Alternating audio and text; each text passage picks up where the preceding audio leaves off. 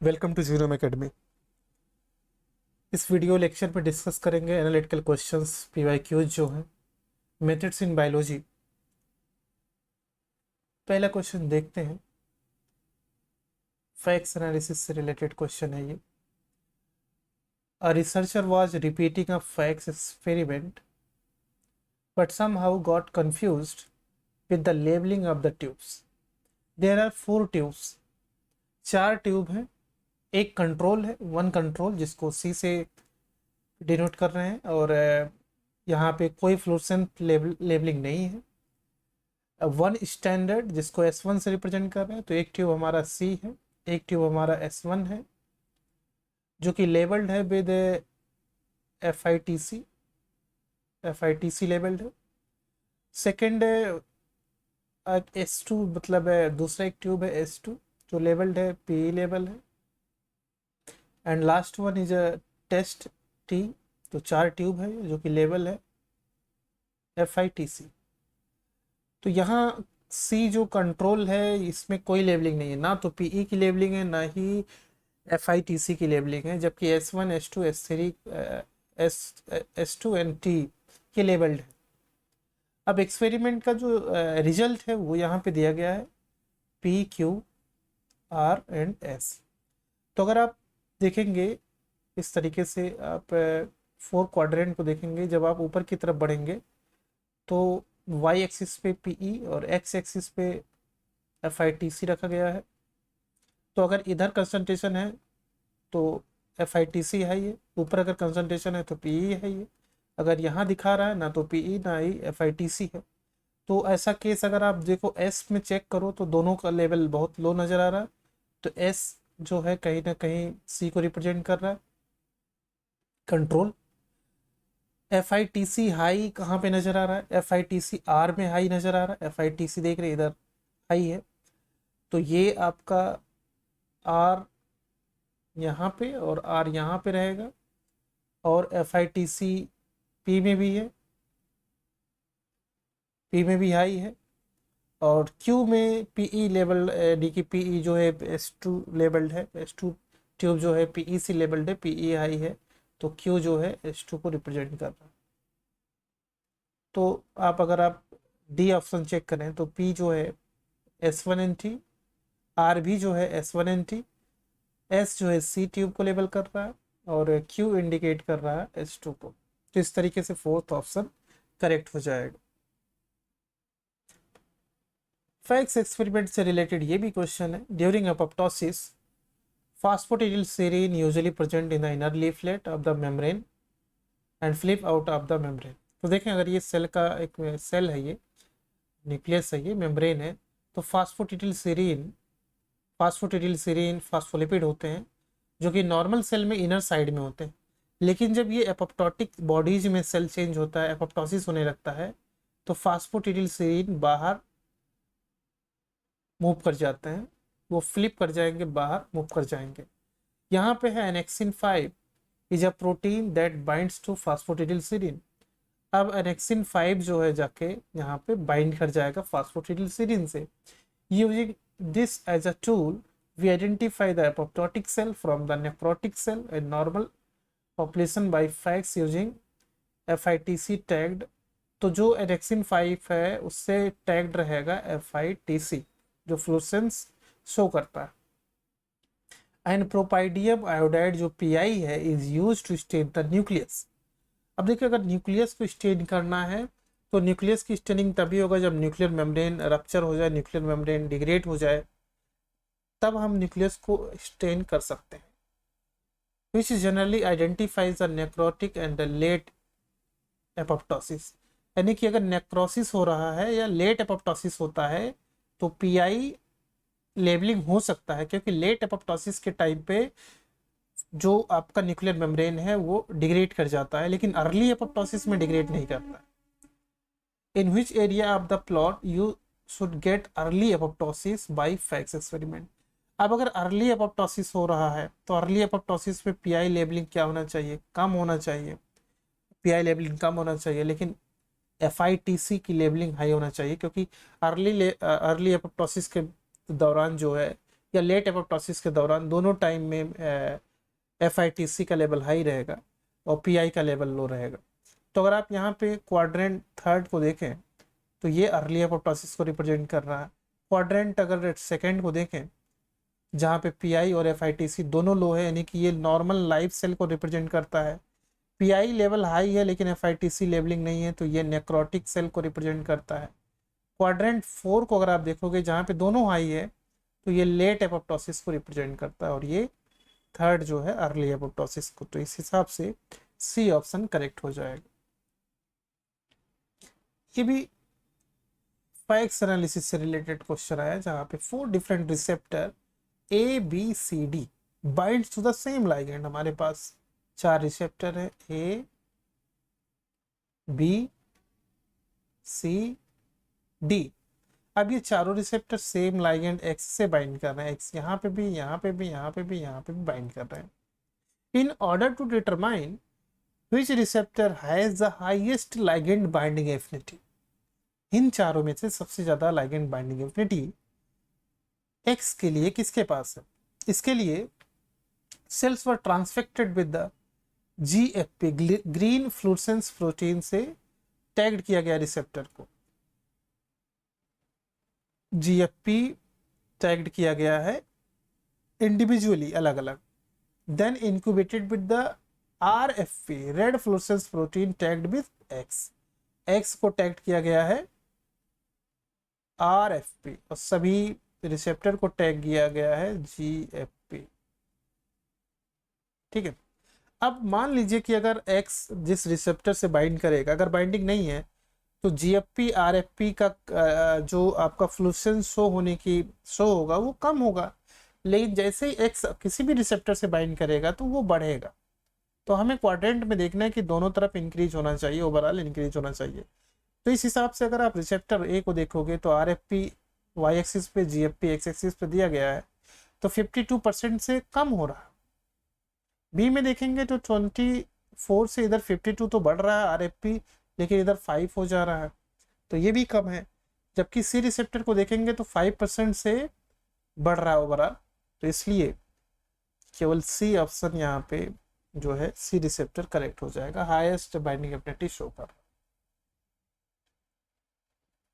ये क्रीलॉक्स सिस्टम है, और क्रीलॉक्स सिस्टम में होता क्या है मैं आपको बता देता हूँ कि जैसे एक DNA होता है, तो DNA में खास सीक्वेंस होता है, DNA का सीक्वेंस होता है, इसको बोलते हैं LOXP सीक्वेंस।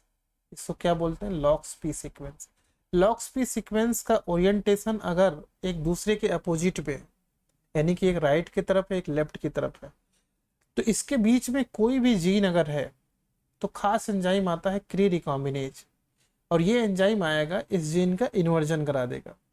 तो इन्वर्जन तब होगा जब ओरिएंटेशन अपोजिट में हो। अगर ओरिएंटेशन सेम डायरेक्शन में है LOXP का, दोनों का राइट में है या लेफ्ट में है, तो जो जीन बीच में रहता है उसका डिलीशन हो जाता है। और अगर 2 क्रोमोसोम पे LOXP इस तरीके से अरेंज रहते हैं तो जीन का ट्रांसलोकेशन होगा। तो LOXP सिस्टम से 3 काम होते हैं, inversion, deletion and translocation. Overall हमें देखना है कि क्री रिकॉम्बिनेज जब हमने यूज किया है तो क्रिएट एंड इन्वर्जन हमें करना है। तो LOXP का ओरिएंटेशन दोनों अपोजिट डायरेक्शन में हमें देखना है, तो A ऑप्शन में दोनों सेम डायरेक्शन में है, B में भी सेम डायरेक्शन में है, बस C ऑप्शन में अपोजिट डायरेक्शन में है, यही देख लेना है। तो इससे C ऑप्शन करेक्ट हो जाएगा। ये भी LOXP से रिलेटेड क्वेश्चन है। यहाँ पे हमें student asked to decide knockout cassettes for specifically deleting the protein 53 gene. अब हमें यहाँ पे डिलीट करना है, तो प्रोटीन 53 जीन हमें अगर डिलीट करना है तो LOXP का ओरिएंटेशन सेम डायरेक्शन में होना चाहिए और प्रोटीन 53 बीच में होना चाहिए इन दोनों के। तो अगर पहला ऑप्शन देखोगे तो प्रोटीन 53 यहाँ बीच में है, लेकिन ओरिएंटेशन यहाँ पे सेम डायरेक्शन में है, यहाँ पे सेम डायरेक्शन में है। लेकिन अगर आप B ऑप्शन देखेंगे तो प्रोटीन 53 एक क्रोमोसोम पे है, दूसरे क्रोमोसोम पे भी है, सेम डायरेक्शन में है। C ऑप्शन अगर आप देखोगे तो प्रोटीन 53 यहाँ पे ये LOXP जो है अपोजिट डायरेक्शन में ओरिएंटेशन है, तो यहाँ पे डिलीशन नहीं होगा, ये गलत हो जाएगा, डी भी गलत हो जाएगा क्योंकि लॉक्स पी जो सीक्वेंस है उसके बाहर प्रोटीन 53 को दिखाया गया है, और बी ऑप्शन भी इनकरेक्ट हो जाएगा क्योंकि मान लीजिए कि ये प्रोटीन 53 है लेकिन क्री रिकॉम्बिनेज बनने के लिए टिश्यू स्पेसिफिक प्रमोटर होना चाहिए ना, और यहाँ पे भी प्रोटीन 53 ऊपर है तो एक क्रोमोजोम में तो रह जाएगा, इसलिए फर्स्ट ऑप्शन ये करेक्ट हो जाएगा। ये भी लॉक्स पी से रिलेटेड क्वेश्चन है।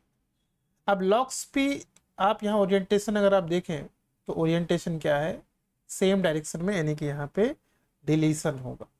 किसका डिलीशन होगा, एक्सॉन 1 का या 2 का, तो 2 का होगा क्योंकि एक्सॉन 2 दोनों लॉक्स पी के बीच में है। This transgenic mice line was mated with another transgenic mice line where Cre recombinase is expressed only in B cells.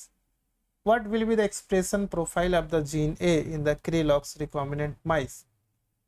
तो जो यहाँ पे आप स्टेटमेंट आप देखें अगर, तो gene will not be express in B cell at the orientation of exon 1 will be inverted by Cre. तो एक्सॉन 1 का इन्वर्जन तो होना ही नहीं है, एक्सॉन 2 का डिलीशन होना है, तो बी स्टेटमेंट पढ़ेंगे, gene will not be express in B cell as exon 2 will be deleted by Cre enzyme. तो बी ऑप्शन यहाँ पे करेक्ट लग रहा है। बाकी और ऑप्शन देखेंगे तो इन्वर्जन की बात कर रहे हैं तो ये कल इनकरेक्ट होगा, सी डी।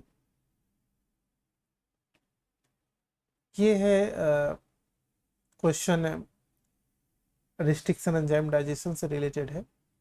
यहाँ पे काफ़ी अच्छा क्वेश्चन है, और देखेंगे यहाँ पे 6.4 kb plasmid DNA has 2 restriction एंडोन्यूक्लियोसाइड।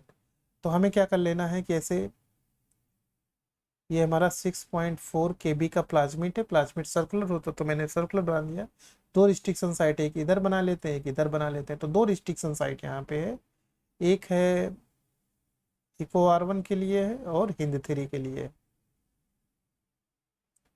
Hind 3 और इको R1 का रिस्ट्रिक्शन साइट है।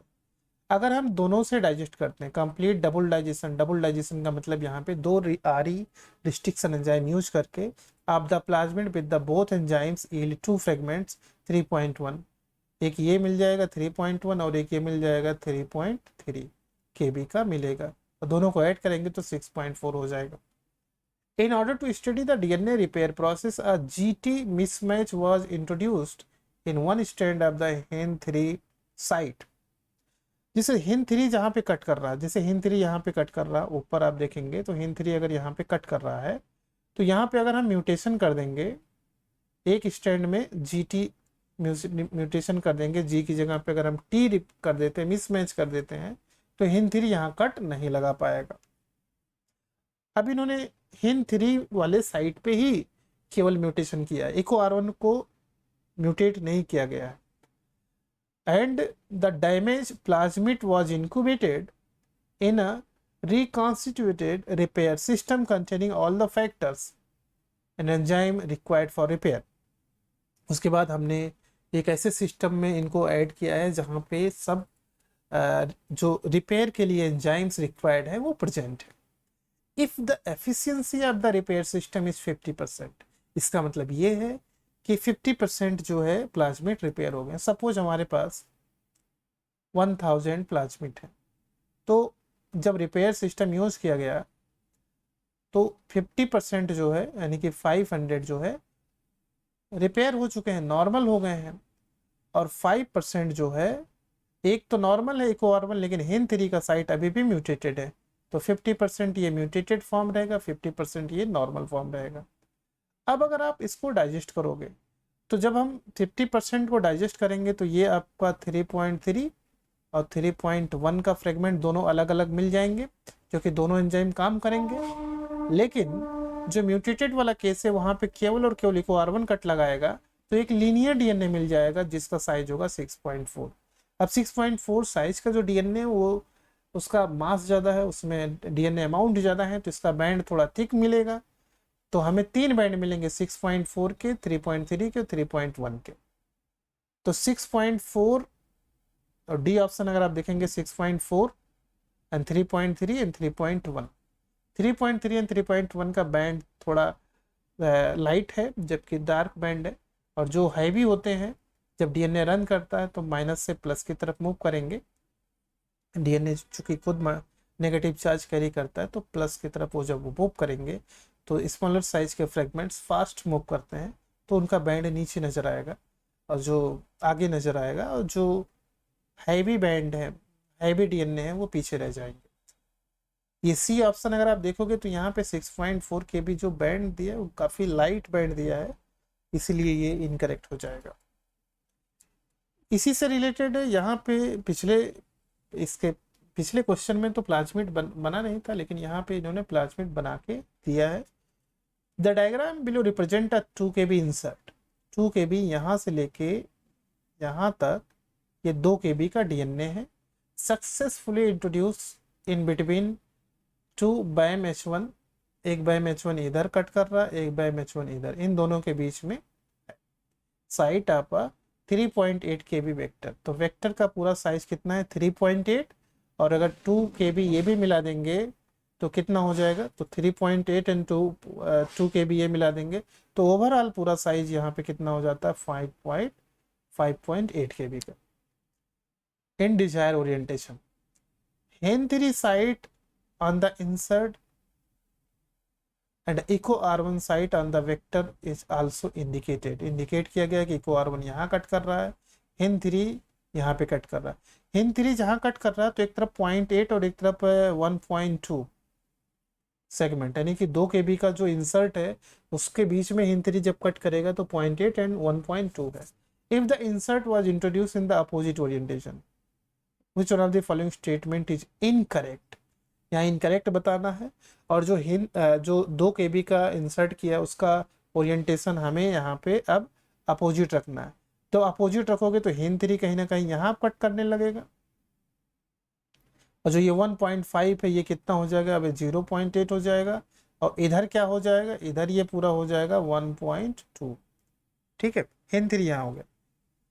अब यहाँ पे कह रहे हैं, स्टेटमेंट ए कह रहा है कि the digestion with Eco R1 will linearize the 5.8 KB plasmid. अगर इको R1 से कट कर रहे हैं, चूंकि उसकी एक ही साइट है तो पूरा डीएनए लीनियर हो जाएगा 5.8 केबी का। बात सही है, लेकिन हमें इनकरेक्ट बताना है, तो सेकंड ऑप्शन पढ़ते हैं। डाइजेशन विद बायम H1, बायम H1 यहाँ पे कट लगाएगा, मैं दूसरा कलर यूज कर लेता हूँ। बायम H1 यहाँ एक कट लगाएगा,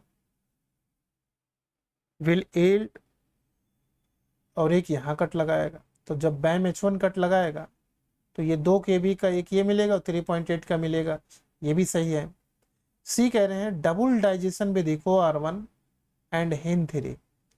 इको R1 से अगर कट कर रहे हो यहाँ पे, एंड Hen3 से यहाँ कट करोगे तो ये पूरा आपका यहाँ से यहाँ तक एक डीएनए मिलेगा और ऊपर एक डीएनए मिलेगा। तो ऊपर का जो डीएनए मिलेगा 0.9 इधर बचा है और 1.2 इधर, तो ये हो जाएगा 2.1। एक 2.1 मिलेगा, एक 2.1 मिलेगा, तो बाकी जो ये रेस्ट बचा है ये टोटल कितना बचेगा, ये 3.7 बचेगा। तो जब डबल डाइजेशन करेंगे with Eco R1 and Hen3 तो हमें मिलेगा कितना, 2.1 3.7 मिलेगा। लेकिन यहाँ पे जो है 1.7 एंड 4.1 दिखा रहे हैं, इसलिए सी इनकरेक्ट है, डी करेक्ट है। अब यहाँ पे इस क्वेश्चन पे अगर ये दिया होता कि ओरिएंटेशन जो था वो अपोजिट ना हो के ऐसे ही एग्जैक्ट होता, फिर जब हम इको R1 Hen3 से डाइजेस्ट करते हैं तो सी ऑप्शन करेक्ट रहता, लेकिन ओरिएंटेशन अपोजिट होने की वजह से सी क्या हो जाएगा, इनकरेक्ट हो जाएगा।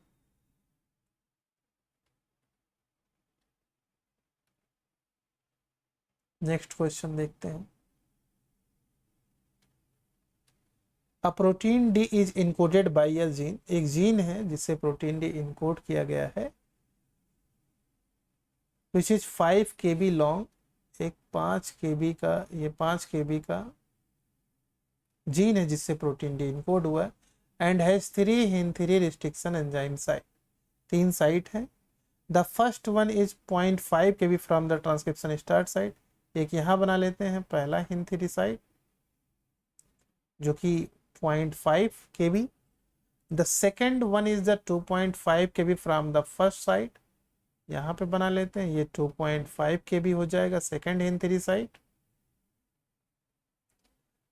And the third one is the 0.5 K B internal to the stop codon, stop codon last में, तो उससे इंटरनल 0.5 एक और है इन थ्री।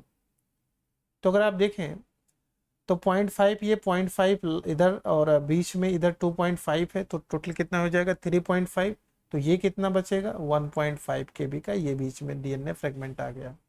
अब यहाँ पे कह रहे हैं कि the second site is polymorphic, ये इंपॉर्टेंट है। जो ये दूसरा साइट है ये पॉलीमॉर्फिक है।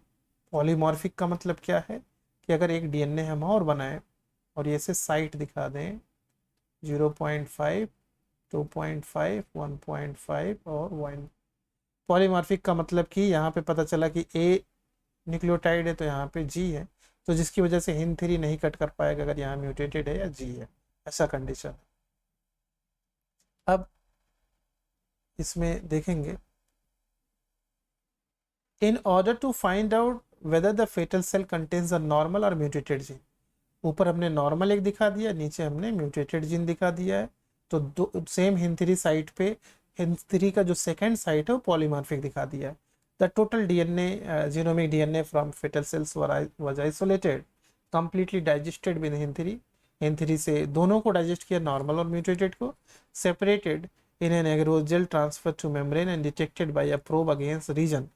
अब यहाँ पे इंपॉर्टेंट क्या है कि इन्होंने प्रोब यूज किया है, और प्रोब किसके अगेंस्ट, सेकेंड और थर्ड साइड के बीच में। यानी कि जो प्रोब होगा, जब प्रोब यहाँ पे बाइंड करता है, यहाँ पे प्रोब बाइंड करेगा इस साइड पे, यहाँ प्रोब बाइंड करेगा, और जिस फ्रेगमेंट से प्रोब बाइंड करता है वही फ्रेगमेंट हमें नजर आएगा, बैंड में नजर आएगा, जहाँ क्योंकि प्रोब फ्लूरेसेंस शो कर सकते हैं, तो जिसकी वजह से बैंड नजर आएगा। Which one of the following band pattern will be obtained in the fetal cell is heterozygous? अब नॉर्मल को अगर हम कैपिटल ए माने, तो म्यूटेटेड को अगर हम स्मॉल ए माने, तो ये हेटरोजाइगस कंडीशन हो गया। तो अब यहाँ पे अगर आप HIN3 से कट करोगे तो यहाँ कट लगेगा, यहाँ कट लगेगा, यहाँ कट लगेगा, नीचे इधर कट लगेगा, यहाँ कट नहीं लगेगा, यहाँ कट लगेगा। अब प्रोब जहाँ नजर आ रहा है वो बैंड नजर आएगा, तो ये वाला बैंड हमें 1.5 ये नजर आएगा, और चूंकि बीच में कट ना लगने की वजह से प्रोब के साथ ये पूरा बैंड नजर आएगा, यानी कि 2.5 और 1.5 कितना हो जाएगा, ये 4 KB का ये, और 1.5 KB का दो बैंड नजर आएगा, जो कि बी ऑप्शन में ऐसा मिल रहा है। बाकी जो ये 0.5 है या 2.5 ऊपर है नॉर्मल में 0.5, इससे प्रोब नहीं बाइंड है, तो ये बैंड हमें नजर नहीं आएगा, क्योंकि प्रोब हमें हिंद थर्ड और सेकेंड के बीच में ही प्रोब यूज किए हैं। और नीचे वाला जो म्यूटेटेड क्रोमोसोम दिखाए हैं, म्यूटेशन होने की वजह से, कट ना लगने की वजह से, यहाँ से लेके यानी कि हिंद फर्स्ट से लेके थर्ड तक का पूरा एक ही डीएनए मिलेगा, और प्रोब हमने बीच में यूज किया है। तो प्रोब जिस बैंड डीएनए में रहेगा, जैसे ये बड़ा सा डीएनए है, तो यहाँ प्रोब अगर है बाइंड किया है, तो ये पूरा डीएनए हमें विजुअलाइज होगा, नजर आएगा, इसलिए इसका भी ऑप्शन बी करेक्ट हो जाएगा। इस वीडियो लेक्चर में बस इतना ही। इसी से रिलेटेड और भी बहुत सारे क्वेश्चन हैं जो मैं नेक्स्ट लेक्चर में डिस्कस करूंगा। Thank you for watching this video. अगर आप हमारे चैनल को सब्सक्राइब नहीं किए हैं तो चैनल को सब्सक्राइब कर लें, वीडियो को लाइक करें, वीडियो अच्छा लगा है तो इसको ज़रूर लाइक करें। Thank you so much.